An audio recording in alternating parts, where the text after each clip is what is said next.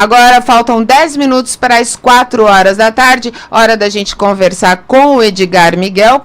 Eu costumo dizer aqui que o Edgar traz uma leveza, porque a gente fica falando de assuntos tão pesados, né? De problema, de corrupção, de problema na saúde, de chuva, cidade esburacada. Aí vem o Edgar com uma leveza trazendo para a gente. Edgar, boa tarde para você. Boa tarde para você, Rosana, Eden, todo mundo aí da bancada. Estou saudoso de revê-los pessoalmente. Que bom. Será que o Eden, qual o assunto escolhido para hoje? Será que a pauta do Edgar foi aquela que eu falei a semana passada ou não? Olha, mais ou menos isso. Não é exatamente a mentira, sim, mas a frase que eu escolhi, ela faz o seguinte: nós estamos vivendo num mundo onde as opiniões são conflitantes e cada vez mais se colidem. E tem um dos pensadores que eu trouxe, inclusive, essa semana, um dos principais pensadores do liberalismo, chamado John Stuart Mill. Ele é um cara que estudou muito a questão em relação à liberdade. Ele traz uma frase que eu achei pertinente, que pode sim ser levada para a questão da mentira. Nunca podemos ter certeza de que a opinião que tentamos sufocar é falsa. E se tivéssemos sufocá-la, continuaria sendo um mal.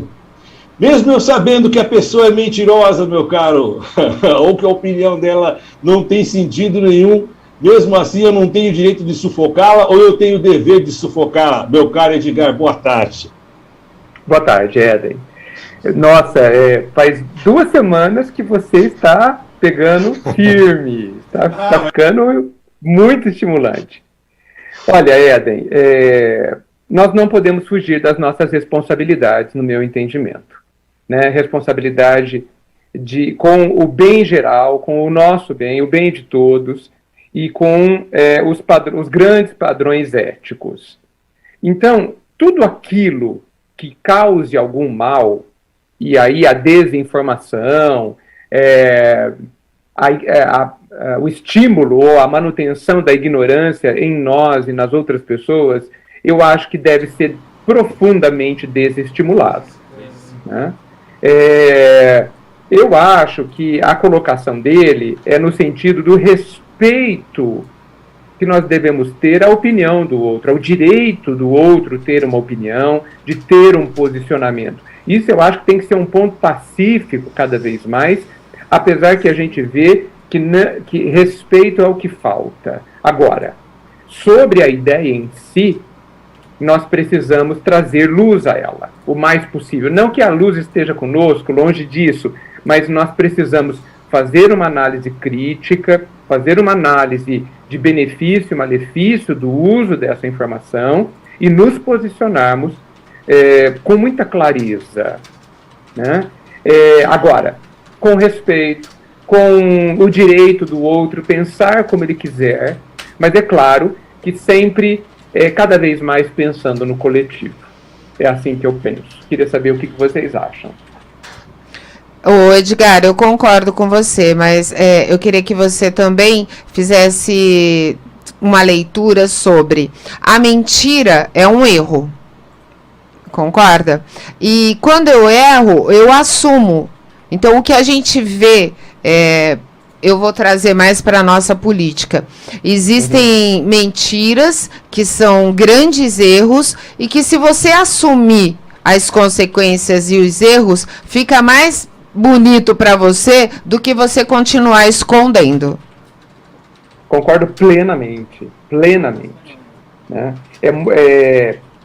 Principalmente se a gente for para o âmbito político, é muito curioso a gente ver que raramente, para não dizer nunca, há essa atitude de assumir o engano, o erro, a mudança de opinião. Né? Parece que os homens políticos de hoje têm muito receio de que as pessoas percebam que eles erram, que eles são falíveis. E isso faz com que eles se distanciem da normalidade. Então eu concordo com você que a mentira é condenável, principalmente se ela esconde interesses particulares e escusos. Então, ela precisa ser combatida. Como já foi dito há muito tempo, que a verdade nos libertará, né, Rosana? E eu acho que isso não passou ainda. É verdade, amém. Vai libertar sim, tem que ser, né? Porque senão a gente está perdido. Ô Edgar, nós estamos num ano eleitoral e eu lembro que eu falei a semana passada, olha, pode ser o ano da mentira, né? Por isso a gente decidiu falar sobre mentiras ou mentir. Como nos vacinar contra essas mentiras? Entendeu? Assim, como eu posso estar preparada para encarar aquilo e saber, é mentira? Muito bem. Eu acho que todas as questões que chegam para a gente, elas jamais devem ser incorporadas ao nosso patrimônio sem haver uma análise e um critério. Eu estou falando isso para tudo. Qualquer informação, de um livro, de um site, de qualquer lugar. Eu preciso ver, será que isso é verdade? Será que isso é coerente com as premissas que eu já reconheço como corretas? Então, eu acho que esse é o primeiro ponto, o pensamento crítico, né? A gente ir em busca de fontes, a gente fazer, se possível, uma verificação. Eu percebo que parte da mídia faz e se preocupa com fazer verificações dos fatos.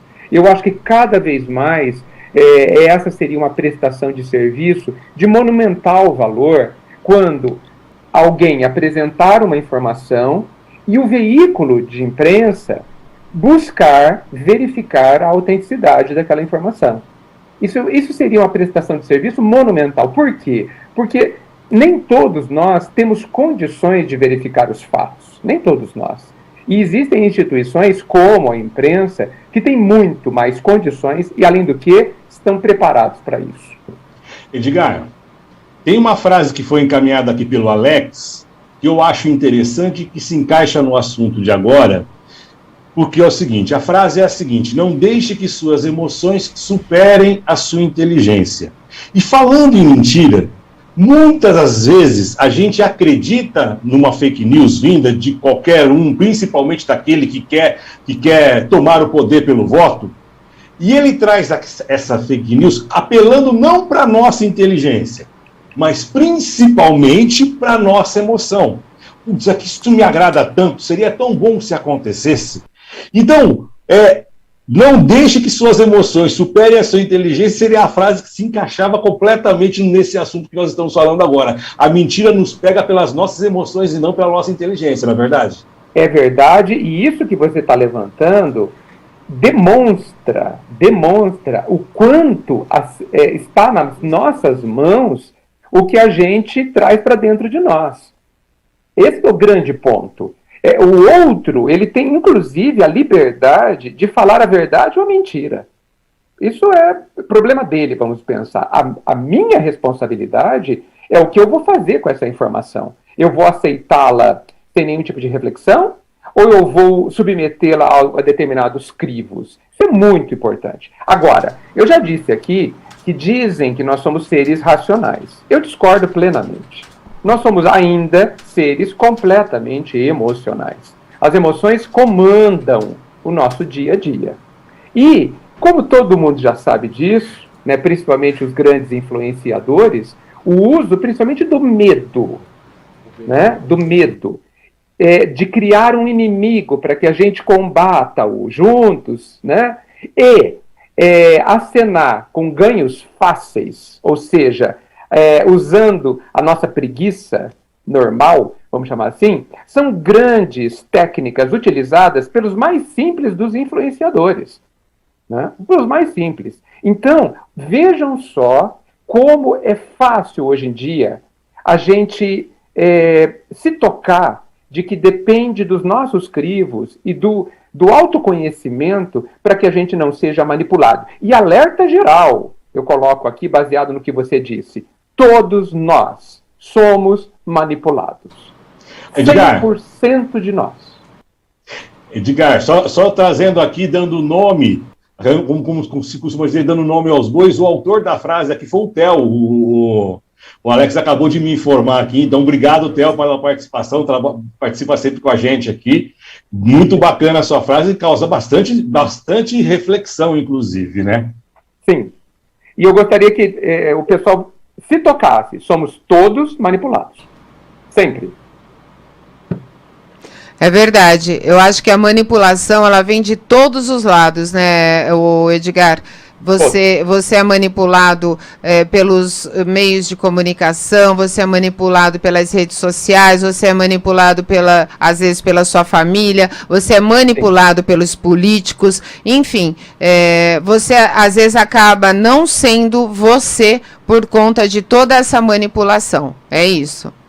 É isso porque a gente não assumiu o papel de ser autônomo, de sermos senhores da própria vida. E estamos renunciando à nossa capacidade de raciocínio, à nossa capacidade de aprender o pensamento crítico e deixando que praticamente todo mundo nos leve. Eu acrescentaria um ponto a mais, se me permite, Rô e Edgar. Nós somos manipulados pela nossa vontade, mais do que qualquer outra coisa. A gente tem uma vida, um corpo feito para o conforto. A gente se esforça demais para não fazer absolutamente nada, né? E quantas vezes a gente planejou, teve ideias mirabolantes, mas quando teve que colocar em prática e exigiu de nós um esforço, não é dos outros, não. A gente começou a colocar um monte de empecilhos que atrapalharam o nosso próprio desenvolvimento. Então a gente é manipulado pela nossa própria vontade ou pelos nossos desejos também, não é por aí, Edgar? Completamente. Eu usaria a palavra que você colocou no final. Nós somos praticamente controlados pelos nossos desejos. Evidentemente, no âmbito do nosso corpo, nós temos um conjunto de necessidades biológicas, né? Não tenha dúvida, mas a vontade é um recurso, é uma força ainda muito pouco educada dentro do ser humano de forma geral, né? E a vontade talvez seja o maior poder que exista, porque é ela que faz com que a gente faça as mais grandiosas coisas que o ser humano pode fazer. A vontade, eu insisto, é um âmbito do ser humano ainda pouquíssimo usado e explorado. Chegaremos lá, eu não tenho dúvida disso. O doutor Arruda, ele está indicando aqui no chat do YouTube, viu, Edgar? Outro texto sobre a verdade e a mentira, no sentido extramoral, que é do Nietzsche. Vale a pena refletir sobre muito mais do que não podemos em relação ao que podemos. O livro o doutor Arruda cita é O Poder da Retórica. Perfeito. Inclusive, a retórica, o Éden não me deixa mentir, era uma das disciplinas mais importantes da Grécia Antiga.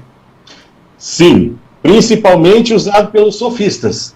A retórica faz com que você convença uma pessoa de algo que ela viu, mesmo assim ela acredita no que você fala. Aqueles que detêm a retórica, eles são grandes, os sofistas, e eram eles que se destacavam na Ágora, né, que é o local de grande debate, isso aí lá no princípio da democracia, e eles eram as pessoas responsáveis por trazer em debate temas importantes e cada qual, com o seu poder de retórica, trazer e influenciar a vontade dos outros. Hoje em dia isso é feito principalmente levando para o campo da política. É óbvio que a Rosana sempre traz para a gente estar levando para o campo da política, que é onde a influência vai ocorrer, os chamados marqueteiros. Não é verdade, Edgar Miguel? Eles conhecem muito bem os nossos desejos, eles vão lá no cerne trazer para a gente o que aquele candidato dele pode melhor de fazer, ou o melhor mundo,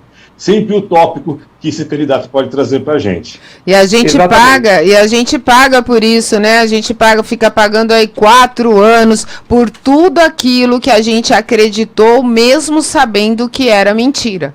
Né? Então a gente acaba pagando por isso, e aí vem uma nova narrativa, né? Uma outra eleição com outras narrativas e que tentam enganar. E alguns de nós somos enganados, né, Edgar? Ou a gente se permite ser enganado, né? Eu prefiro essa última colocação. Eu prefiro sempre trazer a responsabilidade para cada um de nós.